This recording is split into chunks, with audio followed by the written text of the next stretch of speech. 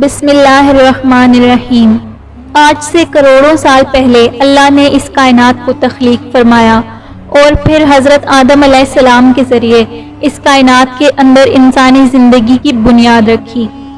اس طرح اللہ تعالیٰ نے اس روئے زمین پر بے شمار قوموں کو آباد فرمایا اور ان قوموں کی طرف اپنے بے شمار انبیاء کو مبعوث فرمایا۔ ہر قوم کی طرف مختلف انبیاء کرام ان کی رشد و ہدایت کے لیے تشریف لائے، یہاں تک کہ 1,24,000 کم و بیش انبیاء کرام اس روئے زمین پر جلوہ فروز ہوئے، اور پھر اللہ تعالیٰ نے اپنے پیارے حبیب حضرت محمد صلی اللہ علیہ وآلہ وسلم پر نبوت کا دروازہ بند کر دیا، اور اب قیامت تک کوئی نبی اس دنیا میں تشریف نہیں لائے گا۔ اس طرح بے شمار انبیاء کرام اپنے اپنے وقت میں اپنی اپنی قوموں کی طرف آئے اور دنیا سے واپس چلے گئے، لیکن 4 انبیاء کرام ایسے ہیں جو آج بھی زندہ ہیں اور وہ آج بھی لوگوں کی مدد کرتے ہیں اور ان کو ہدایت کی طرف بلاتے ہیں۔ یہ 4 انبیاء کرام کون کون سے ہیں اور اللہ تبارک و تعالیٰ نے ان انبیاء کرام کو کس وجہ سے زندہ رکھا ہے اور ان کی زندہ رہنے کی کون سی وجوہات ہیں، ان تمام تر سوالات کے جوابات آپ کو آج اس ویڈیو میں ملیں گے۔ سب سے پہلی بات تو یہ ہے کہ آج تک اللہ نے جتنے بھی انبیاء کرام اس دنیا میں بھیجے وہ آج بھی اپنی قبروں میں زندہ ہیں اور بے شک اپنے اپنے مقصد میں کامیاب ہیں۔ اللہ تعالیٰ کے آخری نبی حضرت محمد صلی اللہ علیہ وآلہ وسلم کی یہ حدیث ہے کہ اللہ نے زمین پر یہ حرام کر دیا ہے کہ وہ انبیاء کرام کے جسم کو کھائے، لہٰذا آج بھی اللہ کے سارے نبی اپنی اپنی قبروں میں زندہ ہیں۔ جو 4 نبی آج بھی زندہ ہیں ان کو اللہ تعالیٰ نے اس دنیا میں یعنی ان کی زندگی میں صحیح سلامت اٹھا لیا تھا، اور اسی لیے 4 نبیوں نے موت کا ذائقہ نہیں چکھا اور وہ آج بھی الگ الگ مقامات پر زندہ موجود ہیں۔ اور یہ نبی کب تک زندہ رہیں گے؟ پہلے نبی جن کو اللہ تعالیٰ نے موت نہیں دی، جن کے زندہ رہنے کا ذکر قرآن پاک میں بھی ملتا ہے، وہ ہیں حضرت عیسیٰ علیہ السلام۔ جب حضرت عیسیٰ علیہ السلام نے نبوت کا اعلان کیا اور انہوں نے اپنے ارد گرد لوگوں کو جمع کیا اور ان کو جمع کر کے بتایا کہ میں اللہ تعالیٰ کی طرف سے بھیجا ہوا نبی ہوں اور میں دعوت حق دینے کے لیے مبعوث ہوا ہوں، لیکن جس قوم کی طرف اللہ تعالیٰ نے حضرت عیسیٰ علیہ السلام کو مبعوث فرمایا وہ قوم یہودی تھی، اور ان کی کتاب میں واضح لکھا ہوا تھا کہ اللہ تعالیٰ کا ایک نبی آئے گا جو یہودیوں کے دین کو ختم کر دے گا، اور یہودیوں نے ڈر کی وجہ سے حضرت عیسیٰ علیہ السلام کو قتل کرنے کا منصوبہ بنا لیا کہ اگر حضرت عیسیٰ علیہ السلام زندہ رہے تو ہمارے دین کو ختم کر دیں گے۔ چنانچہ حضرت عیسیٰ علیہ السلام اللہ تعالیٰ کے حکم کے مطابق ان یہودیوں کو دین حق کی طرف بلاتے رہے اور دعوت حق دیتے رہے، لیکن وہ بدبخت قوم آپ پر ایمان نہ لائی اور آپ کو جھٹلاتی رہی اور آپ پر طعنہ کشی کرتی رہی۔ جب حضرت عیسیٰ علیہ السلام کو یقین ہو گیا کہ یہ لوگ میری کسی بات کا یقین نہیں کریں گے اور اسی جہالت پر رہیں گے، تو ایک دن حضرت عیسیٰ علیہ السلام نے سب یہودیوں کو اکٹھا کیا اور ان سب سے کہا کہ آپ لوگوں میں سے کون ہے جو اللہ تعالیٰ کے دین پر ایمان لاتا ہے؟ تو ان میں سے 12 یا 19 لوگ ایسے تھے جنہوں نے اس بات کا اقرار کیا کہ ہم اللہ تعالیٰ کی وحدانیت پر ایمان لاتے ہیں، اور کہا کہ ہم مسلمان ہوئے اور یقیناً آپ ہماری بخشش کا ذریعہ بنیں گے۔ اور ان خوش نصیب لوگوں کے علاوہ باقی تمام لوگوں نے اسلام قبول نہ کیا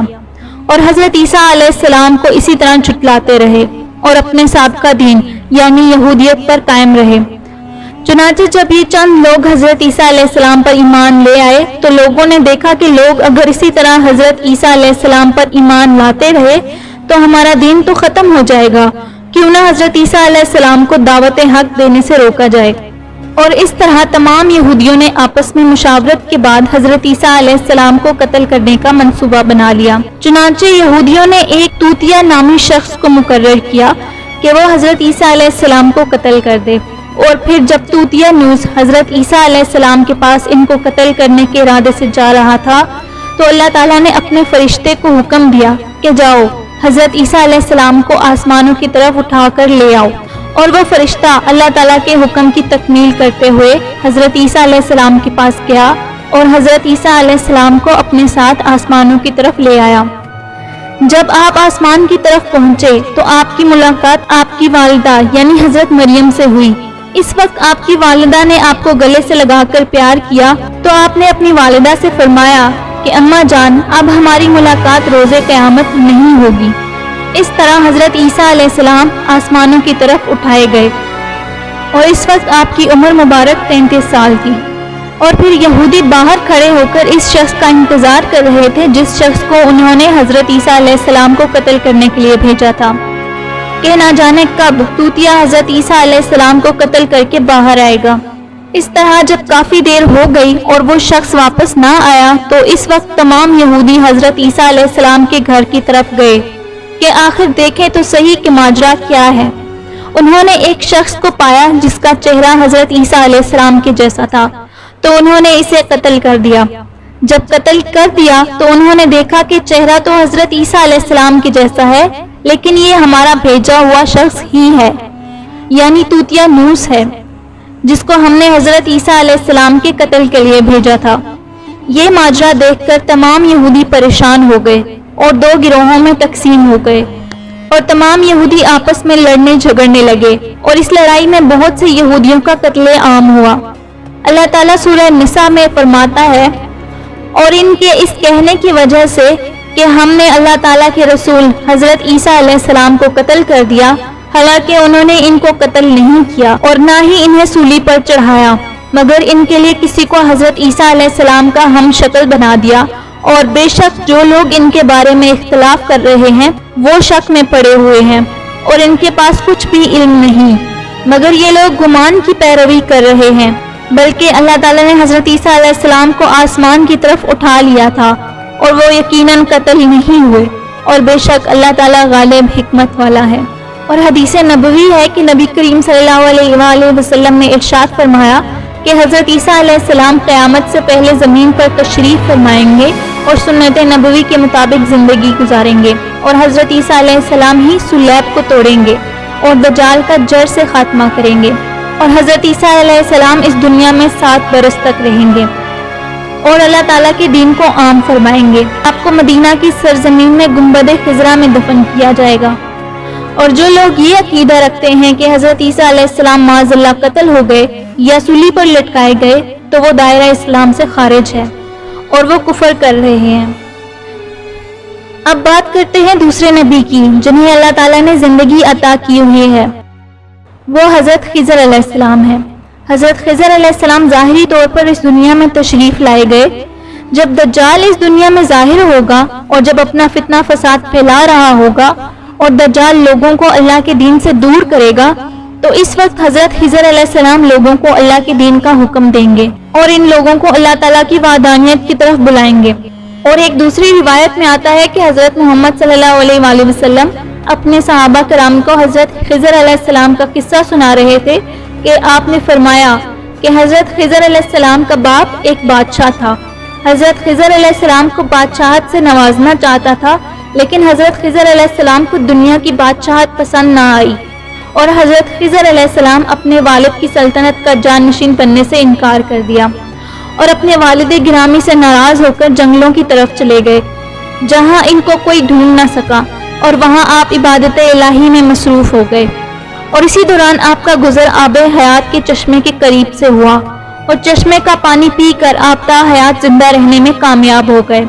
اور آپ کے تا حیات زندہ رہنے کا ذکر کافی روایات میں ملتا ہے کہ جس طرح حضرت انس نے ایک روایت نقل کی ہے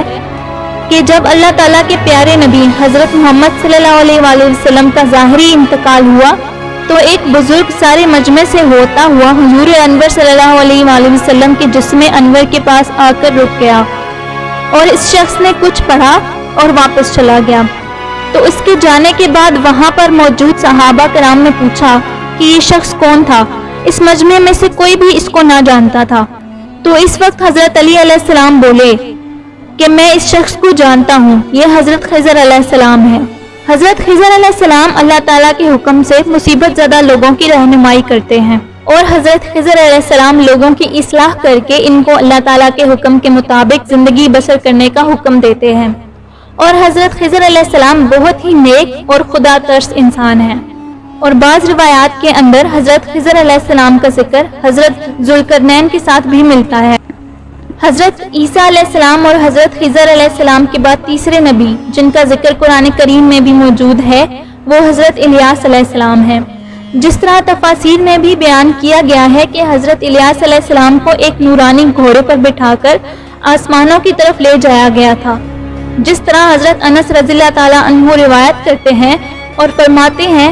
کہ میں اور حضرت محمد صلی اللہ علیہ وآلہ وسلم ایک پہاڑ سے گزر رہے تھے اور وہاں سے گزرتے ہوئے ایک آواز سنائی دی کہ یا اللہ مجھے بھی حضرت محمد صلی اللہ علیہ وآلہ وسلم کا امتی بنا دے۔ یہ آواز سنتے ہی اللہ تعالیٰ کے نبی نے مجھے حکم دیا کہ اے انس اس آواز کا پتہ لگا کہ یہ کون ہے۔ تو حضرت انس رضی اللہ تعالیٰ عنہ بیان کرتے ہیں کہ جب میں پہاڑ کے اندر گیا تو میں نے دیکھا کہ ایک سفید پوش بزرگ اللہ تعالیٰ کی عبادت میں مشغول تھا، اور جب اس شخص نے مجھے دیکھا تو کہا کہ اے بندے تو محمد صلی اللہ علیہ وآلہ وسلم کا صحابی ہے؟ تو اس وقت حضرت انس رضی اللہ تعالیٰ عنہ نے جواب دیا جی ہاں۔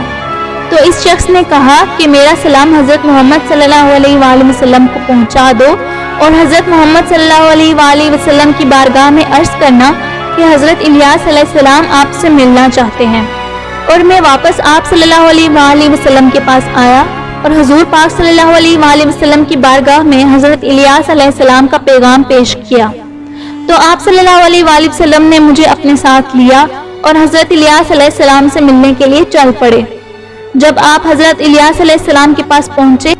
تو میں ان سے کچھ دور کھڑا ہو گیا، اور آپ صلی اللہ علیہ وآلہ وسلم اور حضرت الیاس علیہ السلام کافی دیر تک آپس میں بات کرتے رہے۔ تو اس دوران آپ کے لیے آسمان سے کھانا نازل ہوا،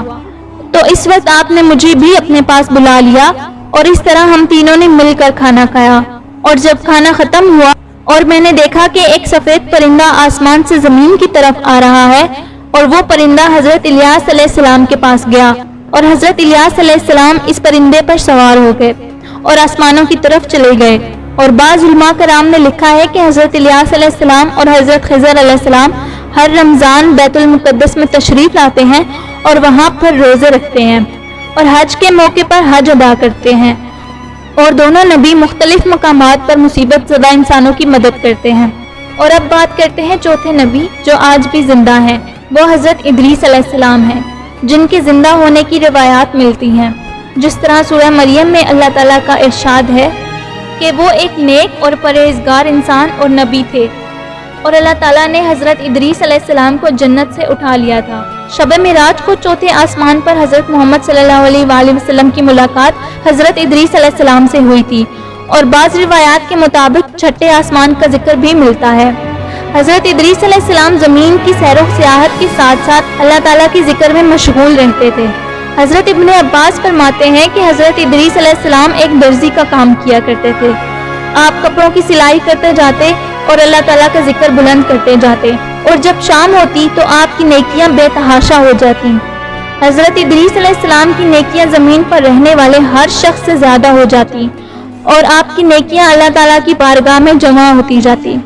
اور حضرت ادریس علیہ السلام کو زندہ آسمانوں کی طرف اٹھا لیا گیا تھا۔ اور ایک مرتبہ ملک الموت حضرت ادریس علیہ السلام کی بارگاہ میں حاضر ہوئے تو حضرت ادریس علیہ السلام نے ان سے کہا کہ میں نے موت کا ذائقہ چکھنا ہے۔ چنانچہ آپ کے کہنے پر ملک الموت نے آپ کی جان نکال لی، اور پھر اللہ کے حکم سے آپ کو زندہ کر دیا۔ آپ نے فرشتے سے درخواست کی کہ میں دوزخ کو دیکھنا چاہتا ہوں، اور پھر آپ کو دوزخ میں لے جایا گیا اور وہاں کی سیر کروائی گئی، اور پھر آپ نے جنت کا ارادہ کیا، اور پھر آپ کو جنت کی سیر کروائی گئی۔ جب آپ کو جنت میں داخل کر دیا گیا تو حضرت ادریس علیہ السلام نے فیصلہ کیا کہ میں اب یہیں رہنا پسند کروں گا۔ چنانچہ فرشتے نے کہا کہ آپ اپنے مقام کی طرف واپس لوٹ جائیں، اور اللہ تعالیٰ کی طرف سے حکم ملا کہ حضرت ادریس علیہ السلام کو ادھر ہی رہنے دیا جائے۔ اور اس طرح حضرت ادریس علیہ السلام وہ چوتھے نبی ہیں جو زندہ جنت میں موجود ہیں۔ اللہ تعالیٰ سے دعا ہے کہ اللہ تعالیٰ اپنی فرمانبرداری میں زندگی گزارنے کی توفیق عطا فرمائے، آمین۔